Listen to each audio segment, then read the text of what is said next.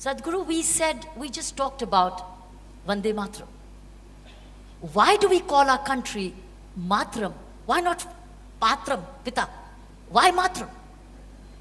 Why it's motherland? Why not fatherland? Why not both? Because though essentially a nation is a people, Yes.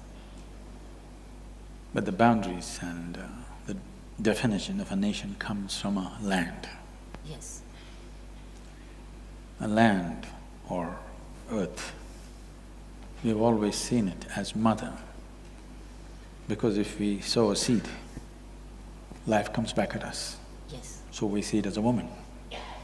So, almost everywhere except in certain very martial cultures, always nation has been seen as a woman or a mother, because it's a definition of a defined aspect of geography which makes a nation in a certain sense. Yes.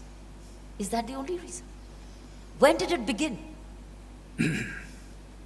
I would say it began with this nation because this is the oldest nation on the planet. It defies what people think is a nation today. The modern nations are made. People are making nations based on language, religion, race, ethnicity, maybe a little bit of ideology, one or two. Essentially, it is the sameness of people which makes a nation. But we, as we have known this nation for over 8,000–10,000 years as Bharatvarsh, we have never defiled ourselves with sameness. If you drive 50 kilometers, people look different, wear differently, eat differently, speak different languages, everything is different. So what makes this one nation?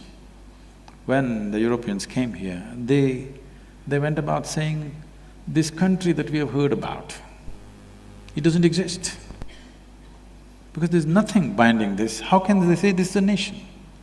But for over 8–10,000 years, within this subcontinent and also in the remaining part of the known world of those days, everywhere people refer to this as one nation, though at some points we were over 200 political entities. Yes.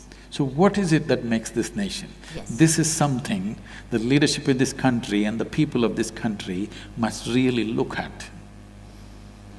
It is not language, it's not religion, it's not race, because this nationhood predates all religion.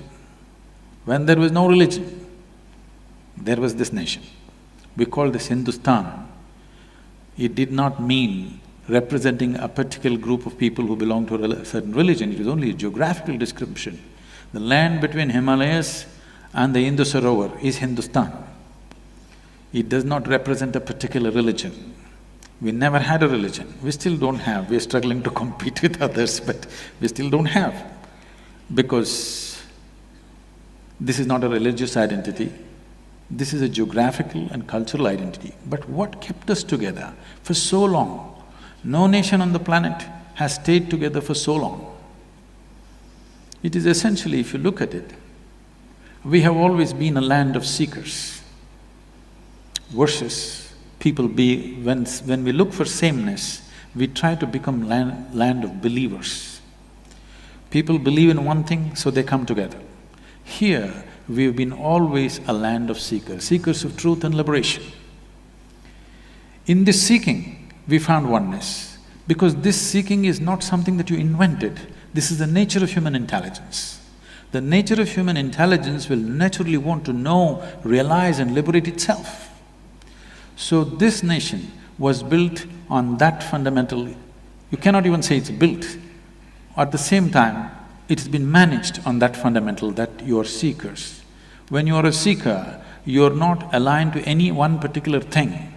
It is just that you're aligned to the life process within you, and that never goes wrong. Always, every life, it doesn't matter how badly you contaminate them with belief systems, with brainwashing and whatever you do, Still, an individual, once his survival is taken care of, he seeks to know. He wants to know what is the nature of his existence, what is everything around him. Whether you call it science or spiritual process or inquiry or quest, it doesn't matter what you call it.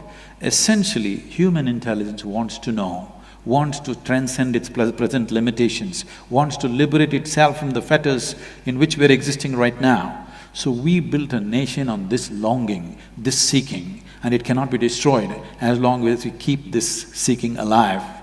If we do not transform ourselves towards sameness, we will always be one.